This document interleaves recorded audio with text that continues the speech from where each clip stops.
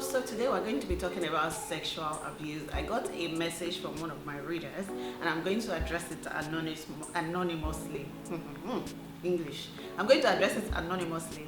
And in the message, the basic of the gist is that when she was about 5 or 6 years old, she went to stay with her aunt for her birthday party.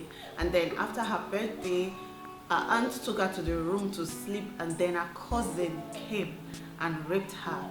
The thing is, she was sleeping and she pretended to be asleep, so her cousin did not know that she was awake, and her brother was sleeping beside her. So she said she knew it wasn't her brother, that it was her cousin, because immediately he heard the door opening, the guy ran out. And then that was when she was about 5, 6 years old, and she didn't tell anybody until now. She's 23, and she said when she was 11 years old, she moved to America, and that was when she knew that that was what they call sexual abuse and that she was raped. She didn't say anything. Now she's 23 years old. She told her friend, and her friend said she has to tell her parents, and she wants to tell her parents, but you know the thing with African parents, they don't talk about things like this. So she doesn't know how they're going to react, and she doesn't even know if she should tell them in the first place, and that this whole incident has made her very depressed most of her life, and she wants to know what to do. So first of all, as usual, I'm going to give my own background story. I'm going to give what I feel an answer is, and I want you people to leave comments in the comment section below, because the more we see your opinion, the more people know what to do. Because if she sees opinion from a lot of people, she's going to be able to decide on what to do easily. You can tell your parents. Don't be scared to tell them. I know that a lot of parents, as a parent, that's not what you want to hear, but if it happens, then you should tell your parents. How they react is up to them, but this is Africa, and even if this is not Africa, we have African parents abroad that they don't even want to hear this kind of thing, because they don't know how to deal with it. You might not be pleased with the results of talking to them. For some of them, they might think, man, what's this girl trying to say? After how many years, man, that thing happened to you and you're bringing it up. So what do you want me to do now as your father? What do you want me to do? You want me to go and fight my brother and tell him that his son raped you when you were 6 years old? Like, a lot of parents will not know how to deal with it. But I'm really hoping that you don't have that kind of parents, or you don't have that kind of dad and mom. I really hope that they embrace you and they comfort you, and you guys talk it over like a family, and you guys decide what the next best thing to do is. 2 things talking to your parents will do for you. First of all, it's going to break that culture of silence, because a lot of people, when they go through sexual abuse or any kind of abuse, they keep quiet. You don't need to keep quiet. You need to let them know what happened to you. So first of all, it's going to break that culture of silence. Another thing it's going to do for you, it may give you closure, and it may be able to make them empathize with you, like talk to you. Your mom will probably be like, hey, my pikin, look at all the horrific things you went through. And just talking it over is going to, start your healing process and make you feel like, okay, this incident can now be resolved. It's up to you guys if you want to take it further, like going to your cousin and talking to his parents. That's up to you and your parents. But the fact that you've spoken to your parents is really going to help you. So I don't want you to keep quiet about it, because if you keep quiet, you'll just be dying in silence and nobody knows what's killing you. I said 2 things telling your parents to do for you. In fact, I think the 3rd thing is, now they will understand you better. Maybe they've been seeing you as a problem child. This one is always quiet. This one does not talk to people. This one is always angry. Now they will know why you are the way you are, and they can better understand how to deal with you going forward. Because this kind of things, if it affects you emotionally, where you say you are depressed, then obviously your parents would have noticed that all is not well, and now they will understand why. So this telling them is going to do you a whole lot of good. Also, you need to seek therapy. And the only reason I say therapy is because you say you have been feeling depressed. Therapy can be professional. If you have the money, seek professional therapy. And I know I used to watch Girlfriends a lot, the series Girlfriend, and they would always say, black people don't go to therapy, we go to church. And that's the truth. I've never been to therapy in my life, but I go to church, and church is another kind of therapy. You know, when you give it all to God, and I always talk about God all the time because a lot of people have gone through a lot of things. As that for yeah, I have gone through a lot of things, and you don't sit back and allow that incident in your life to define who you are, because what that thing is doing, it is robbing you off of all the good things you can be getting. You are mentally stuck there.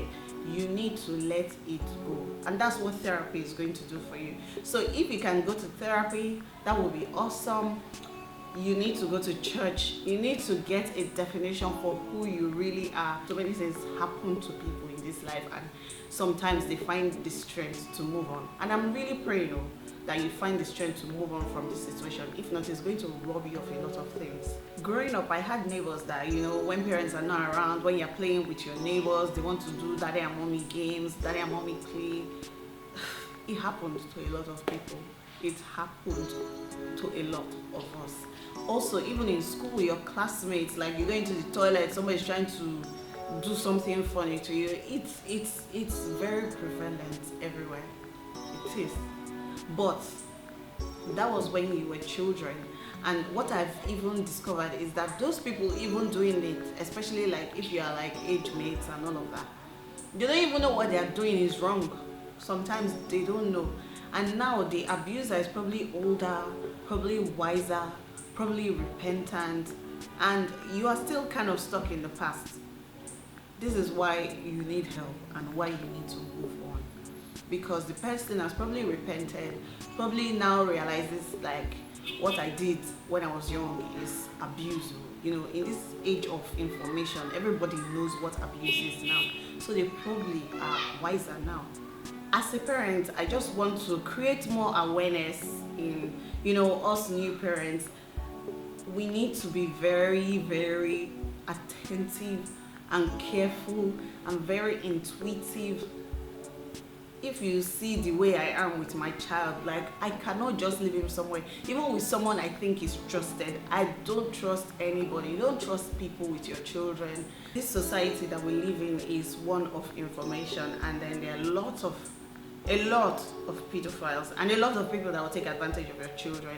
So as a parent, you need to keep your eyes open, you need to be very sharp, and you need to pray for God to open your eyes, because you can do everything possible to protect your child, and yet they will still fall into bad hands. So at the end of the day, you need to pray that God, please protect my child anywhere he's going. Let evil eyes not see him, let evil hands not touch him, and let nobody corrupt his innocence. Do you understand?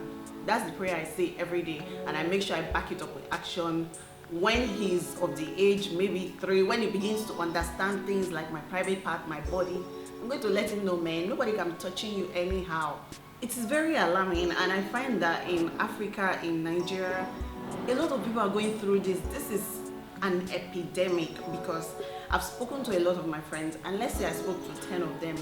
9 out of 10 had the same story, either houseboy or house girl or their neighbor or their cousin. Somebody is busy sexually molesting somebody somewhere. I don't know why. And I think it's because of this culture of silence. Parents don't talk to their children about it. Don't do this to your friends. Don't touch people here. This is your private part. Parents need to, don't be shy about it. Sex is not something you should be shy about. Because you don't talk to your children about this, when it happens, they don't know what to do. When you talk to them about it, it is called raising or creating awareness. And when your children are aware and they are informed, they will make better decisions. If you tell your child, see this thing, your pee-pee, nobody should touch your pee-pee. Nobody should touch you here, your chest. Nobody should rob you. If anybody tells you to take off your clothes, tell them your mommy said no, and know that and even if they tell you that they will beat you if you tell your mommy, I can beat them, me, your mommy, I will bulldoze them. When you give your child that kind of confidence and information, it helps them, what's the word? Egbeweja. Don't know if you understand what egbewejing is. It's like, it builds a solid foundation for them, and it's like, oh, my father is always there. If anything happens to me, if you do anything to me, I'm going to tell my father, and my father is going to take it up with you. That's the way you want your children to feel. I grew up in a house where we've had armed robbers visit us twice. Do you know what this is for an armed robber to visit you inside your house with gun twice? And I've faced worse scenarios than that armed robber issue. I'm just using it as an example.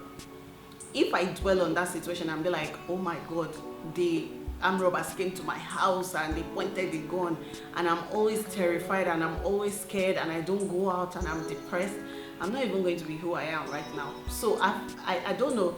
I found a way to move on quickly, and that's just on dwelling on different things. Like I refuse to be a victim of any situation. I move on.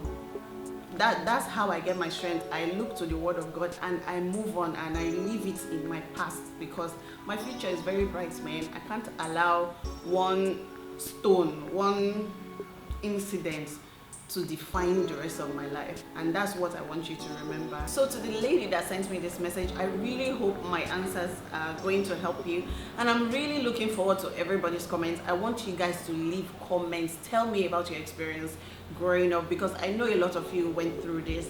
The more we talk about it, the more this thing will become a thing of the past. So I want you guys to tell me your opinion. What do you think she should do, and what advice do you have for her? If you're someone that has moved on from this situation, please, I beg, leave it in the comment section. How did you do it? Did you just move on? Did you go to church? Did you get therapy? Did you tell your parents? What happened? Tell us. Anyways, I look forward to reading your comments. As always, don't forget to click the subscribe button. And if you have any story to share, don't forget to send me an email. It's sisi@sisiyemi.com. I will always respond, even though it takes time, and I will always make a video about it. So thank you for watching. I'll see you guys in my next video. Bye.